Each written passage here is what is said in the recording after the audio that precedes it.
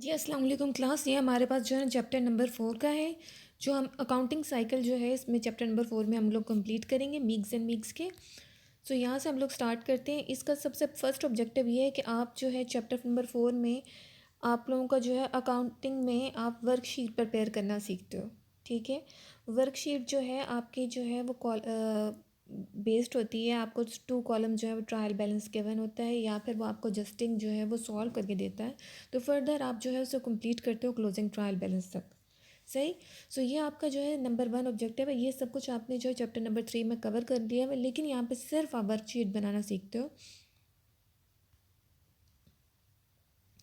तो आपके पास accounting cycle क्या होता है? अकाउंटिंग साइकिल आपके पास एक प्रोसेस होता है जिसमें अकाउंटेंट्स जो होते हैं वो प्रिपेयर करते हैं अपनी फाइनेंशियल स्टेटमेंट्स, जो फॉर एन एंटिटी, एक एंटिटी के लिए, जो एक स्पेसिफिक टाइम पीरियड के लिए होती है। ओके।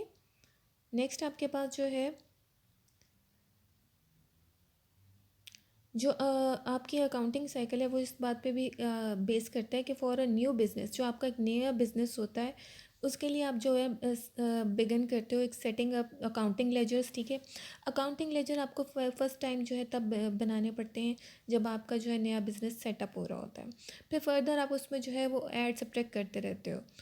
अच्छा, यहाँ पे जो है इनकम स्टेटमेंट के जो आपके पास जो है वो हमेशा जो है वो आपको दोबारा से बनाने पड़ते हैं, लेकिन जो आपके पास जो एसेट्स के लाइबिलिटीज़ और ओनर्स इक्विटी के होते हैं वो आपके पास बने रहते हैं, वो आपके पास चेंज नहीं होते। अच्छा, यहाँ पे सेकंड पॉइंट है आपके पास for an established business begin the accounting balance carried over for the previous period. जो प्रीवियस पीरियड के हैं वो आपके पास जो लेजर होते हैं, जो आपके इस्टेब्लिश बिजनेस के होते हैं वो आपके कैरी ऑन होते हैं नेक्स्ट साइकिल में, यानी कि नेक्स्ट ईयर में। अच्छा, यहाँ पे जो है आपके पास अकाउंटिंग साइकिल की यहाँ पे आपको बताया जा रहा है अकाउंट रिसीवेबल जो है, फॉर एग्जांपल आपके पास एंट्री हुई है account receivable to service revenue. यहाँ पे आपके पास अकाउंट रिसीवेबल में जो है आपके उसमें आ जाएगा आपके अकाउंट रिसीवेबल वाले जो है उसमें लेजर में ट्रांसफ़र हो जाएगा। लेकिन आप ये सेकेंड लेजर चेक करें,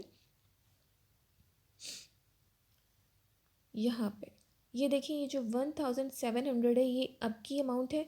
जो 1350 वाली अमाउंट है ये इसकी जो है ये प्रीवियस ईयर की है। ठीक है। सो यहाँ पे जो है आपके पास जो फर्दर आपने क्या किया है कि लेजर में इसको जो है यहाँ पे इसको ऐड अप कर दिए। ठीक है, अकाउंट रिसीवेबल में ये ऐड अप हो गया है। अच्छा, यहाँ पे वर्कशीट में अकाउंट रिसीवेबल के साथ क्या हो रहा है कि अकाउंट रिसीवेबल जो है वो 3050 आपका बैलेंस शीट में चला जाएगा। ठीक है। सो ये आपका जो है अकाउंट रिसीवेबल आपका जो होता है बैलेंस शीट का जो है वो ना कि इनकम स्टेटमेंट का है। सही। तो अकाउंटिंग साइकिल में नेक्स्ट हमारे पास एडजस्टिंग एंट्रीज़ और क्लोजिंग एंट्रीज़ में आपके पास जो है यही आपको वो फर्दर एक्सप्लेन करने की कोशिश में लगा है कि वही आपके पास जो है पोस्ट क्लोजिंग ट्रायल बैलेंस में भी जाएगा 3050। सो लेजर में जो आप एक मरतबा जो आप करते हैं, जो लेजर में आप पहले बनाते हैं वही आपका फर्दर जो है वो कैरी ऑन होता है, लेकिन लेजर आपको बहुत ध्यान से प्रिपेयर करना पड़ता है।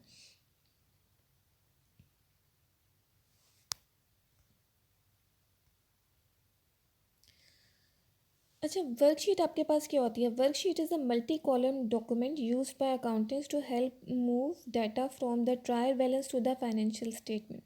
जो वर्कशीट है वो आपकी मल्टी कॉलम डॉक्यूमेंट होती है जिसको आप अकाउंटेंट्स यूज़ करते हैं कि वो हेल्प करते हैं move data from the trial balance to the financial statements. यहाँ पे जो है वो आपको जो डाटा मिलता है वो आपको एक शीट पे ही आप सारा चेक कर सकते हो कि आपका वो मूव ऑन कैसे कर रहा है, और एक ही नज़र में जब वो देख सकते हैं कि वहाँ पे उनकी कितना जो है किस में कितनी चेंजेस आ रही हैं। ठीक है। सो यहाँ पे जो है उसको बनाने का जो है एक मकसद ये भी है। अच्छा, ये आपका एक इंटरनल डॉक्यूमेंट होता है जो आपकी वर्कशीट होता है, वो बाहर वाले आपका चेक नहीं कर सकते। अब ये यहाँ पे चेक देखें कि ट्रायल बैलेंस जैसे आपके पास गिवन है, ठीक है, एडजस्टमेंट्स आपके पास यहाँ पे इसमें करनी पड़ेंगी, इसी में आपको करनी पड़ेंगी, और उसके बाद एडजस्टेड ट्रायल बैलेंस भी आपको इधर ही बनाना पड़ेगा। ठीक। तो ये आप देखें आपके कितने बन जाते हैं, 6 कॉलम बन जाते हैं हर कॉलम का, यानी कि ट्रायल बैलेंस के 2 हैं, एडजस्टमेंट्स के भी आपके पास 2 हैं, एडजस्टेड ट्रायल बैलेंस के भी आपके पास 2 होंगे। ठीक। अच्छा, company has earn revenue $1700 which will be collected next month. Month, तो यहाँ आपके पास एंट्री क्या बनेगी कि कंपनी ने अर्न किया है रेवेन्यू 1700 का, जो वो कलेक्ट करेगी नेक्स्ट मंथ। तो यहाँ पे आपके पास जो है अकाउंट रिसीवेबल आपका डेबिट होगा, क्रेडिट में आपके पास जो है वो सर्विस रेवेन्यू, अर्न रेवेन्यू जो है आपका जो है वो नेक्स्ट वो आपका में जाएगा। तो यहाँ पे हम इसकी देख भी लेते हैं कि इसमें एंट्री क्या की है। अकाउंट रिसीवेबल डेबिट में गया है, ये आपको ए में नज़र आ रहा होगा। यहाँ पे अकाउंट रिसीवेबल आपका ए जो है वो अकाउंट रिसीवेबल है, और यहाँ पे आपके पास रेवेन्यू जो है आपके पास 1700 है। ठीक है, सो ये हम साथ साथ देखते रहते हैं।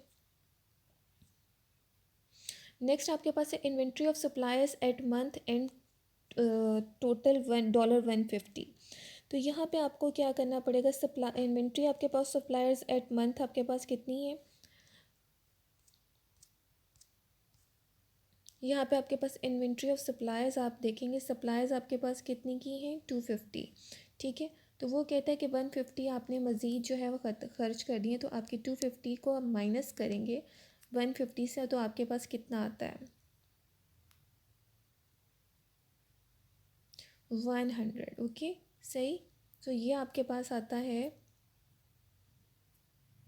Inventory of supplies at month end total $150। ठीक है, तो उसने $100 का जो है वो खर्च कर दिए हैं। Depreciation for the period was calculated as 200। ठीक है, ये तो आपको पता है depreciation expense to cumulated depreciation हो जाएगा।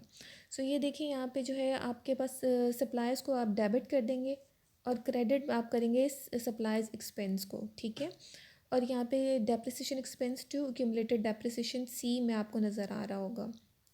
एक्यूमुलेटेड डेप्रिसिएशन आपके पास ये है और डेप्रिसिएशन एक्सपेंस ये रहा आपके पास। ठीक है, सो ये एंट्री यहाँ पे इस तरीके से हुई हुई है। अब आपने क्या करना है, जस्ट ट्रायल बैलेंस फर्दर बनाना है, और इसके बाद जो है ये जस्ट ट्रायल बैलेंस भी बन गया है। इसके बाद एडजस्टेड ट्रायल बैलेंस के बाद आपने इनकम स्टेटमेंट और बैलेंस शीट बनानी है। यहाँ पे जो है वो सिंपल सी बात ये एक्सप्लेन करने की कोशिश में लगा हुआ है कि ये वाला जो पार्ट है ये आपका विड्रॉल्स तक जो है वो आपका जाता है बैलेंस शीट का पार्ट बन जाता है। ठीक है, सो ये ज़रा थोड़ा सा ऊपर नीचे हुआ है, 1000 जो है बेसिकली आपके जो है ये ऊपर नीचे हो गया हुआ है, ये आपका 1000 विड्रॉल में आ रहा है, ये आपको नज़र आ रहा होगा। सो ये आप खुद सॉल्व करके देखिएगा तो आपको अंदाज़ा हो जाएगा, क्योंकि आप लोगों को इनकम स्टेटमेंट वगैरह बनानी आती है। फर्दर आपकी इनकम स्टेटमेंट भी आ जाती है, और आपको जो है इसमें यहाँ पे वर्कशीट में सिंपल आपको इनकम स्टेटमेंट भी बनानी होती है। ठीक है, सो यहाँ पे आपका जो है ये बन जाता है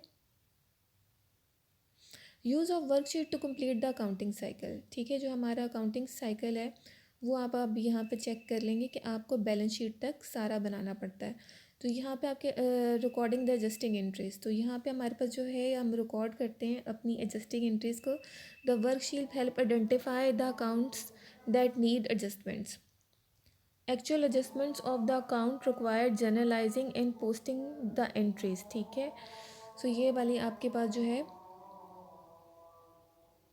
जो आपकी वर्कशीट होती है वो आपको इजीली हेल्प करती है आइडेंटिफाई करने के लिए अकाउंट्स में जो आपको जिसमें एडजस्टमेंट्स की ज़रूरत होती है, जो actual adjustments of the account require journalising and posting the entries. ठीक है, और इसके अलावा हमारे पास जो है दो जो एडजस्टमेंट एंट्रीज में be recorded in the journal when they are entered on the worksheet. जो जो एडजस्टिंग एंट्रीज़ हैं वो आपकी रिकॉर्ड करते हैं जो आप जर्नल में जो आप एंटर करते हैं वर्कशीट में। ठीक है, और यहाँ पे मैनी अकाउंटेंट्स जो होते हैं वो जर्नलाइज करते हैं और पोस्ट करते हैं एडजस्टिंग एंट्रीज़ को just before they make the closing entries. ठीक है, जर्नलाइज और पोस्ट करते हैं अपने एडजस्टिंग एंट्रीज़ को सिर्फ क्लोजिंग एंट्रीज करने से पहले। ठीक है, close the revenue and expenses and withdrawal account, ये आप जो है क्लोज़ करते हो, और क्लोज़ करते हो रेवेन्यू को, एक्सपेंसेस को और विदड्रॉल अकाउंट्स को। ठीक है, closing the account, closing an account in the end of the period process that prepare the accountant for recording transaction during the next period.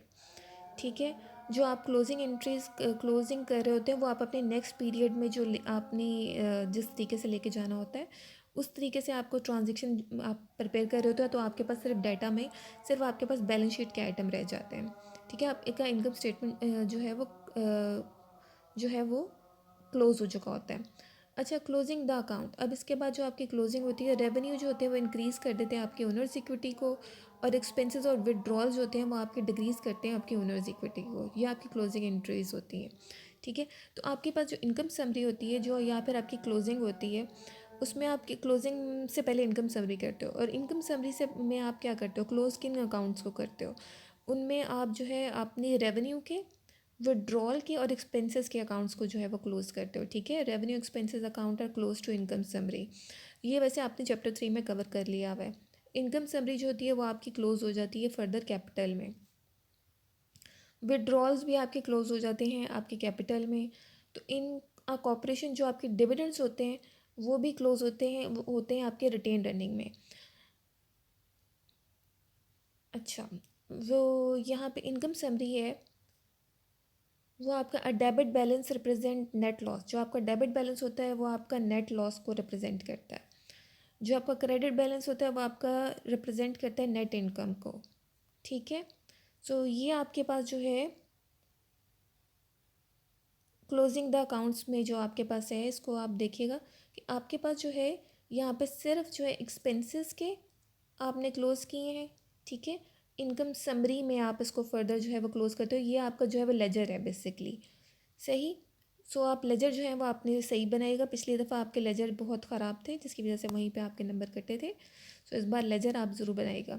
और ये आप इसकी जो चार्ट को देख लीजिएगा, बिल्कुल सही इसमें जो है वो चार्ट को बिल्कुल सही तरीके से एक्सप्लेन किया गया है कि जितने भी आपके एक्सपेंसेस हैं वो आपके इनकम समरी में क्लोज हो रहे हैं, और जितने भी आपके विड्रॉल्स हैं, ठीक है, विड्रॉल्स आपके कैपिटल अकाउंट में क्लोज हो रहे हैं। जो आपकी जो है यहाँ पे से जो है यहाँ पे आपका जो है क्लोजिंग में आपके पास कैपिटल अकाउंट जो है वो आपका यहाँ से क्लोज़ हो रहा है, उसमें आपकी इनकम समरी जो है वो क्लोज़ हो रही है आपके कैपिटल अकाउंट में। सही। तो ये चीज़ें आपको जो है ना देखनी पड़ेंगी। अच्छा, पोस्ट क्लोजिंग ट्रायल बैलेंस जो है वो accounting cycle ends with the post closing trial balance. जो अकाउंटिंग साइकिल है वो आपका पोस्ट क्लोजिंग ट्रायल बैलेंस के साथ ही एंड हो जाता है। जो आपका पोस्ट क्लोजिंग ट्रायल बैलेंस है वो dated as the end of the period है। ठीक है, जो आपका पीरियड को एंड कर रहा होता है, for which the statement has been prepare, जिसमें आपकी स्टेटमेंट जो है वो आपको प्रिपेयर करनी होती है। जो आपके परमानेंट अकाउंट्स होते हैं जो आपके क्लोज कभी नहीं होते, वो आपके एसेट्स होते हैं, लाइबिलिटीज़ होते हैं, ओनर्स इक्विटी होता है। तो बैलेंस ऑफ परमानेंट अकाउंट जो होता है वो carry over to the next period. ये तो आपको जो है वो पिछले चैप्टर 3 से मैं समझा रही हूँ। Classify assets and liabilities as current and long term. जो हमारे पास जो होते हैं वो एसेट्स और लाइबिलिटीज़ होते हैं वो हमारे लॉन्ग टर्म एसेट्स होते हैं। अच्छा, हम चैप्टर 4 का यहीं पे एंड करते हैं।